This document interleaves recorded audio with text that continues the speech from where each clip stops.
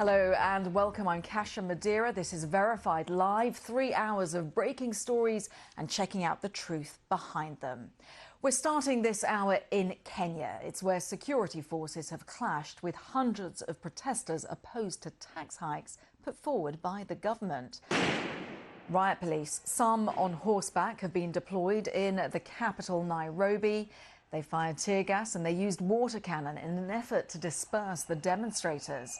Well, the Parliament buildings have been cordoned off ahead of the vote by MPs on this controversial finance bill. Now, many people fear that the tax cuts will worsen a cost of living crisis. Protests are also taking place in the Indian Ocean port of Mombasa and also other cities. More than 300 people were arrested earlier this week following similar demonstrations. Well, my colleague Anne Soy, our senior Africa correspondent, joins us live from Nairobi. Just bring us up to date where we are on these protests, and they don't seem to be abating. No, they are not at all. And, I can just smell the tear gas in the air. So pardon me if you see some tears falling down my cheeks. Just behind me, you can see the protesters there. The police are trying to block them from coming any further. You can see they have horses, there are water cannons there. They have sprayed these protesters with the water cannons. I'm told that the liquid is itchy, but they disperse and come back. And just down the road to my left, there are more tear gas being lobbed now. You can just turn the camera there. You can see the cloud of smoke there from the tear gas and the police vehicles cordoning off that area. We're just around the Supreme Court. Just down the road is Parliament, where the debate has been going on. So this has been the situation throughout today. The young people gathered in different parts of the city, and the police have tried to disperse them, but it just takes minutes before they reassemble again. And Anne, it seems like this is very much a young person movement. This began via social media. It did. They were mobilizing there, discussing the finance bill, which is unusual in this country. They are often thought to be aloof, not so concerned about what's going on in the country, mostly active on social media. They have been called keyboard warriors in the past. And so people did not think it would come to this. And even on Tuesday, when they announced that they would come to protests, I think the thinking was that those protests could be quelled and they would disappear and go back home and continue working on their smartphones and their laptops. But that seems not to have happened. Now the protests, as you said, have spread across the country. More tear gas are being lobbed in this direction and just trying to disperse them yet again. But they just are not going away. I'm just thinking about your safety. The popping sounds that we're hearing, that's tear gas dispensers. That's tear gas, and we can see them, and actually they are anticipating them. So what they have learned to do is that when the police lob the tear gas canisters at them, before it explodes, they pick it up and throw it back to the police. And so in some instances, we have been on the receiving end because we try to stay behind the police and away from all the action. But even though it is really irritating, that smell, they have not gone away. I can see them. They're right in the middle of that smoke where, the police tear gas, they're still throwing more canisters at them, and they're not going away. And they're not going away. They feel so strongly about these proposed tax initiatives. Just talk us through them, because we're talking about increasing the tax on products like sanitary towels. Is that right? That's right.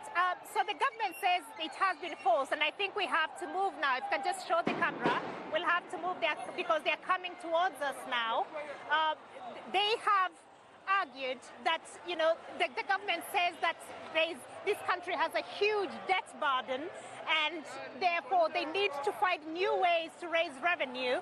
And those new ways include introducing new taxes on bread, on motor vehicles, on imported diapers and sanitary towels. But then the young people are saying that the cost of living is already too high, and this will just make life more unbearable for them. And just make sure that you are safe, and if you need to move, please do move. Just in terms of when it comes to Parliament. When is the vote meant to take place? So today they were doing one more hearing. I believe that should be the second hearing for this bill. The debate continues until next week. They were hoping to pass this bill on Tuesday next week. But given all this that is happening now and the pressure that the young people have applied on their MPs, it looks unlikely now. However, it's important to mention that the ruling coalition has a majority in Parliament, so they have the numbers to be able to pass that bill in spite of these protests.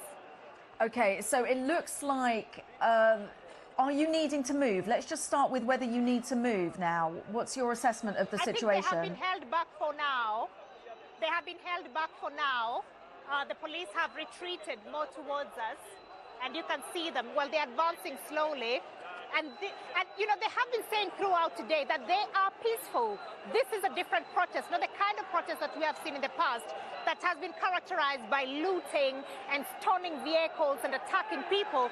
They say that, and I think things have changed now. We have to move. Okay, you've got to move. You've got to move. Okay, right. We're going to come off of those pictures with Anne Soy and her team there on the ground. And of course, we will monitor the situation there. We're keeping an eye on it right now. So we will let you know once she is in safety. They're just getting into a car, but we're not going to show those pictures.